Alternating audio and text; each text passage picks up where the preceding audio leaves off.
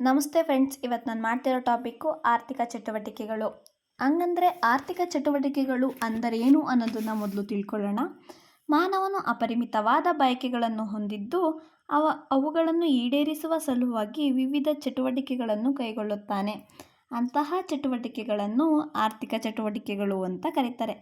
ಹಾಗಾದರೆ ಅವನ ಬಯಕೆಗಳಿಗೆ ಮಿತಿ ಇರಲ್ಲ. ಉದಾಹರಣೆಗೆ ಹೇಳಬೇಕಂದ್ರೆ, ಒಬ್ಬ ವ್ಯಕ್ತಿ ಹತ್ರ ಮೊದಲು ಸೈಕಲ್ ಇರುತ್ತೆ, ಆನಂತರ ಬೈಕ್ನ ಪರ್ಚೇಸ್ ಮಾಡ್ತಾನೆ, ಆನಂತರ ಕಾರ್ನ ಪರ್ಚೇಸ್ ಮಾಡ್ತಾನೆ, ಅದಕ್ಕೂ ಉತ್ತಮವಾದ ಕಾರ್ನ ಪರ್ಚೇಸ್ ಮಾಡ್ತಾನೆ. ಹೀಗೆ ಅವನ ಬಯಕೆಗಳು ಹೆಚ್ಚಾಗಿರುತ್ತೆ. ಇಂಥ ಸರಕುಗಳನ್ನು ಉತ್ಪಾದಿಸಲುಗೋಸ್ಕರ ಹಾಗೆ ಆರ್ಥಿಕತೆಯಲ್ಲಿ ಚಟುವಟಿಕೆಗಳನ್ನು ಮಾಡ್ತಾರೆ. ಅದನ್ನೇ ಆರ್ಥಿಕ ಚಟುವಟಿಕೆಗಳು ಅಂತ ಕರೀತಾರೆ. ಆರ್ಥಿಕ ಚಟುವಟಿಕೆಗಳನ್ನು 4 ಭಾಗಗಳಾಗಿ ವಿಂಗಡಿಸುತ್ತಾರೆ. ಮೊದಲನೇದಾಗಿ ಉತ್ಪಾದನೆ, ಅನುಭೋಗ, ವಿನಿಮಯ, ಹಂಚಿಕೆ. ಅದರಲ್ಲಿ ಉತ್ಪಾದನೆ ಎಂಬುದು ಸರಕು ಮತ್ತು ಸೇವೆಗಳನ್ನು ಉತ್ಪಾದಿಸುವ ಚಟುವಟಿಕೆಯನ್ನೇ ಉತ್ಪಾದನೆ ಅಂತ ಕರೀತಾರೆ. ಅದರಲ್ಲಿ ಕೃಷಿ ಉತ್ಪಾದನೆ, ಕೈಗಾರಿಕಾ ಉತ್ಪಾದನೆ, ಆಹಾರ ಉತ್ಪಾದನೆ, ತಂತ್ರಜ್ಞಾನದ ಉತ್ಪಾದನೆ, ಹೀಗೆ ಅನೇಕ ಉತ್ಪಾದನೆಗಳನ್ನು ಕಾಣಬಹುದಾಗಿರುತ್ತದೆ.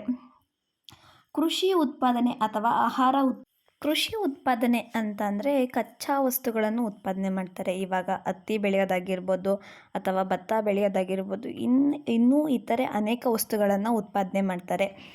ಕೈಗಾರಿಕೆ ಎನ್ನುವುದು ಕಚ್ಚಾ ವಸ್ತುಗಳನ್ನು ಸಿದ್ಧ ವಸ್ತುಗಳಾಗಿ ಮಾಡುತ್ತೆ ಹಾಗೂ ನಿರುದ್ಯೋಗ ಪ್ರಮಾಣವನ್ನು ಕಡಿಮೆ ಮಾಡುತ್ತೆ. ಹೀಗಾಗಿ ಉತ್ಪಾದನೆಯಲ್ಲಿ ಪ್ರಮುಖ ಪಾತ್ರವನ್ನು ವಹಿಸುತ್ತದೆ.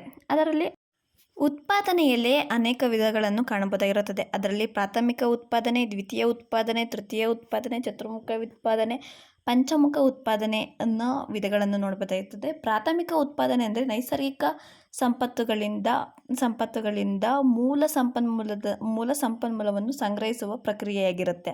ಉದಾಹರಣೆಗೆ ಕೃಷಿ, ಗಣಿಗಾರಿಕೆ, ಮೀನುಗಾರಿಕೆಯನ್ನು ಕಾಣಬಹುದಾಗಿರುತ್ತದೆ. ದ್ವಿತೀಯ ಉತ್ಪಾದನೆ ಎಂದರೆ ಪ್ರಾಥಮಿಕ ಉತ್ಪಾದನೆಯನ್ನೇ ಉಪಯೋಗಿಸಿ ಹೊಸ ಉತ್ಪನ್ನವನ್ನು ತಯಾರಿಸುವುದಾಗಿರುತ್ತದೆ. ಉದಾಹರಣೆಗೆ ಕಟ್ಟಡ ತಯಾರಿಕೆ ಅಥವಾ ನಿರ್ಮಾಣ ಇತ್ಯಾದಿ. ತೃತೀಯ ಉತ್ಪನ್ನ ಎಂದರೆ ಇದು ಸೇವೆಗಳ ಉತ್ಪಾದನೆಗೆ ಸಂಬಂಧಿಸಿದ ಪ್ರಕ್ರಿಯೆ. ತೃತೀಯ ಉತ್ಪನ್ನಕ್ಕೆ ಉದಾಹರಣೆಗಳೆಂದರೆ ಶಿಕ್ಷಣ, ಆರೋಗ್ಯ, ಸಾರಿಗೆ ಇತ್ಯಾದಿಗಳನ್ನು ತೃತೀಯ ಉತ್ಪನ್ನ ಅಂತ ಕರೀತಾರೆ. ಚತುರ್ಮುಖ ಉತ್ಪಾದನೆ ಎಂಬುದು ಮಾಹಿತಿ ಸಂಗ್ರಹ, ಸಂಶೋಧನೆ, ಜ್ಞಾನಕ್ಕೆ ಸಂಬಂಧಿಸಿರುತ್ತದೆ. ಪಂಚಮುಖ ಉತ್ಪಾದನೆ ಎಂಬುದು ಇದು ತೀರ್ಮಾನ, ಉದ್ಯೋಗ, ಉನ್ನತ ಮಟ್ಟದ ನಿರ್ಣಯವನ್ನು ಕೈಗೊಳ್ಳಲು ಸಂಬಂಧಿಸಿರುತ್ತದೆ. ನೆಕ್ಸ್ಟ್ ಇನ್ನೊಂದು ಅನುಭೋಗ ಎಂದರೆ ಮಾನವನು ತನ್ನ ಬಯಕೆಗಳನ್ನು ತೃಪ್ತಿಪಡಿಸುವ ಸಲುವಾಗಿ ಸರಕು ಮತ್ತು ಸೇವೆಗಳನ್ನು ಬಳಸುವ ಪ್ರಕ್ರಿಯೆಯಾಗಿರುತ್ತೆ. ಈಗ ಪ್ರತಿಯೊಬ್ಬ ವ್ಯಕ್ತಿಗೂ ತನ್ನದೇ ಆದ ಅಭಿರುಚಿಗಳನ್ನು ಒಳಗೊಂಡಿರುತ್ತಾನೆ. ಅದಕ್ಕೆ ಅವನು ಬೇರೆ ಬೇರೆ ವಸ್ತುಗಳನ್ನು ಇಷ್ಟಪಡ್ತಿರ್ತಾನೆ. ಹಾಗಾಗಿ ಅವನ ಅನುಭೋಗ ಬೇರೆ ಬೇರೆ ಇರುತ್ತೆ. ಮೂರನೆಯದಾಗಿ ವಿನಿಮಯ.